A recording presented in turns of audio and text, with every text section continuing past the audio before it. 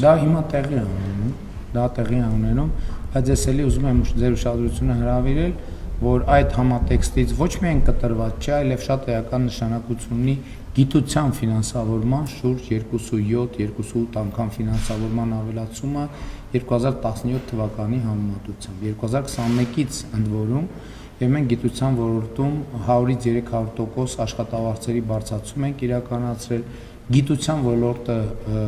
գրավիչ է երիտասարդ գիտնականների համար եւ հայկական արտադրության նմուշները, որ դուք տեսնում եք, իհարկե տեսական եւ պրակտիկ մակարդակում շատ էական է այդտեղ հայաստանցի գիտնականների ներդրումը, ովքեր այդ տեխնոլոգիաները մշակում են, իհարկե նաեւ մասնավոր ներդրողների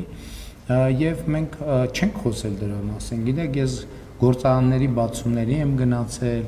մի քանի այցեր եմ ունեցել գործարաններ, բայց մենք մեր ռազմավարությունաբերական այդ այցերից ոչ մեկը չի լուսաբանվել, որովհետեւ մեր խնդիրը եղել է ստեղծել պայմաններ, որպեսզի համակարգը կայանա, համակարգը կայանում է եւ այսօր ամենամեծ ուրախությունն է, ինչի մասին մենք չենք կարող բաց խոսել, զարգացած երկրները պայմանագիր են կնքում, ընդ որում բազմամիլիոն դոլարի պայմանագրեր են կնքում արդեն իսկ մեր ռազմավարությունաբերական համալիրի հետ։ Մենք գիտական մեծ պոտենցիալ ունենք եւ գիտության մեջ մեծ ավանդույթներ ունենք եւ ամենակարևոր սա է, որովհետեւ այնուամենայնիվ արտադրությունը էլի շատ կարևոր եւ բարդ գործ է, բայց եթե բովանդակային հենքը դրա չկա, շատ դժվար կլինի դա ապահովել եւ ուրախ եմ, որ մենք հասել ենք այս կետի եւ 5 տարի հետո, 10 տարի հետո պատկերացնում եմ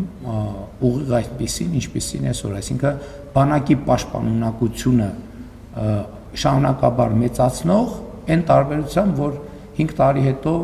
ոչ թե պատկերացնում եմ, այլ վստահ եմ, որ հայաստանյան արտադրության, եթե օրինակ զորահանդես անելու առիթ լինի, հայկական արտադրության ռազմական տեխնիկայի տեսականին շատ ավելի լայն կլինի։ Իդեպ հիմա արդեն ընթանում են որոշ գործընթացներ, արտադրություններ են ստեղծվում, որովհետև նաև տեխնիկայի, ռազմական տեխնիկայի ձեռքբերման հետ զուգահեռ որոշակի ինֆրաստրուկտուրա այդտեղ դրանց երկարաժամկետ սպասարկման համար, ել չեմ ասում որոշ նմուշներ